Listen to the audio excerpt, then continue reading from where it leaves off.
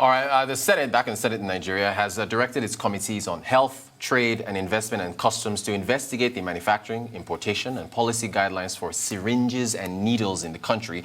This was expressed in a tweet on the Senate's Twitter handle. Consequently, the committee is to invite, of course, the Federal Ministry of Health, Trade and Investment, Nigeria's Customs Service and manufacturers of syringes and needles as the committee carries out its investigation. For all that to discuss, we have Arise Business, and we give him the most stories. Arise Business Analyst Chika Bono on a Friday of all this. I know, Chika has so much to discuss. You're very welcome. I wish I had some of it. Exactly, right? Where do we begin? Chika, so we start with... Let me just make some comments on them. And what I will start with is what I call the common good. Yes. The common good. Common good for our country. What is best for our country? Of course, we know it's out there already, individuals and organizations who are making a living from the cryptocurrency. Now, we just read what SEC said. Yes. And that there's no conflict between their position and central bank's position. And so what I just asked for is let us have the big picture, which is common good. Yes. And I've said it in this program that anybody who comes and just says, let's just run, 2 legs, 2 hands, everything, whole body into cryptocurrency, yes, is not talking about common good. It's not being fair to the country. And no matter how much profits individuals and organizations are making from it now, everywhere that it's been addressed, there are risks identified with cryptocurrency. I also said that it's a black box, and it's still evolving. And the knowledge is not complete. Correct.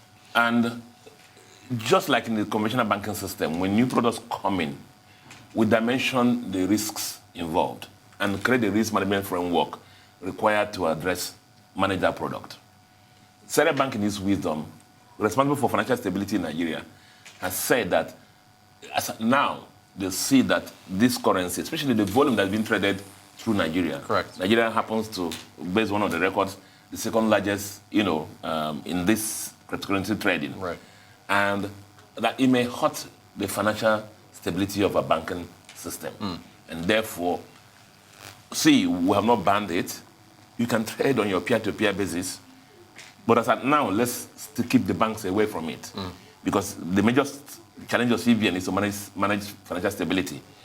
To it, your savings account and my savings account, yes, and the market's woman's savings account must be safe in the banking system so that the banks don't do something that is adverse to that and hurt the liquidity and finance position of the banks. This is basically what Central Bank has been saying. And I identify myself with that. So the Senate hearing and everything will help in putting everything in perspective so that everybody come and dimension the risks. I've always said also that when we started one of the banks I was involved in, a lot of products were involved in the banking industry. Yes. CBN had, knowledge was also limited in that sector. What we used to do was we enable CBN, we help CBN expand their knowledge. Right. To enable them understand the product we're introducing, and that way they will approve it and give us the consent to go along. The crypto community in Nigeria also will assist, instead of like all they condemn CBN and this, that. The issue is that CBN is focusing on the common good, right? The financial stability of the Nigerian banking industry.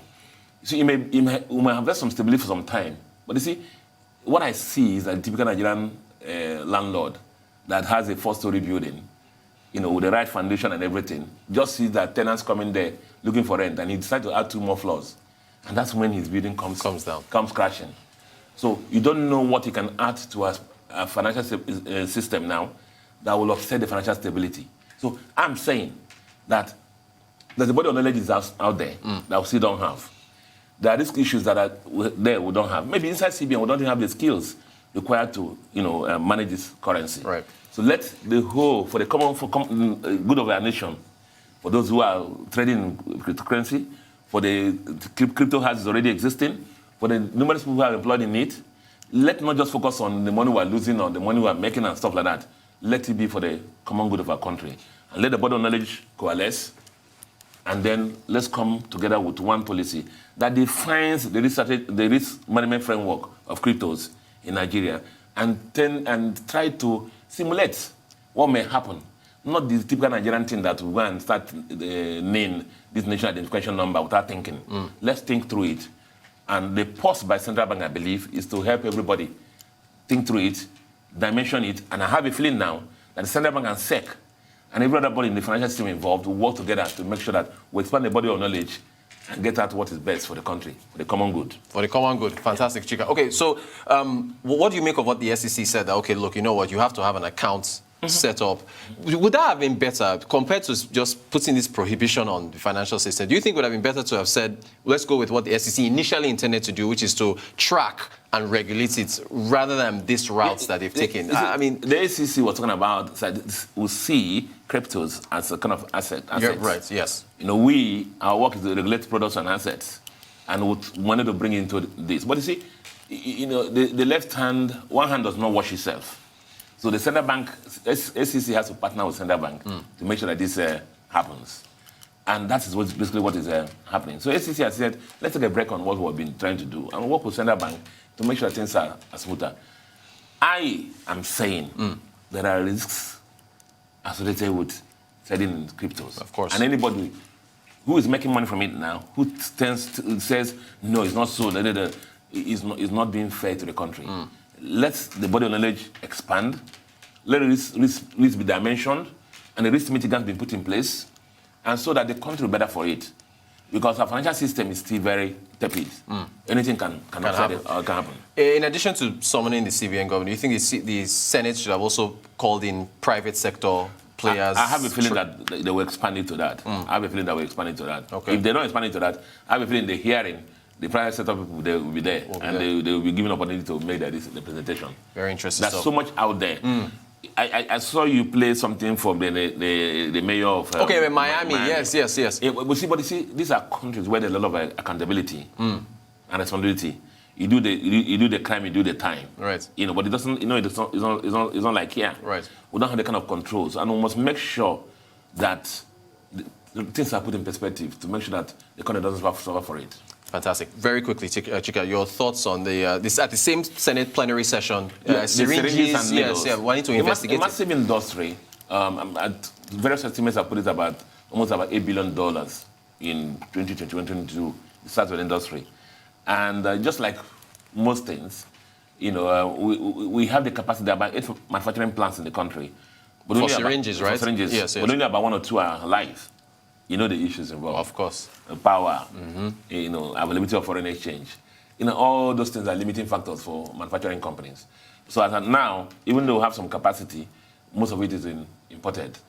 But you would have, before, who cared about needles and syringes and needles? But the issue is that the COVID has, you know, elevated this now, brought it to fore, and it become a major issue for us. And so, in light of that, the industry must be supported to make sure that we reduce the foreign exchange we dissipate to import from other countries. And thank you for mentioning imports of syringes, because Chika, China has been making so much money from this. I think they are the world's largest exporter and manufacturers of syringes. Have we missed out? Because we're showing images of Vice President Osibanjo from 2017 at the Jubilee. 25 million, but the Jubilee plant in the Akwa Ibom. plant is operating about 75% capacity.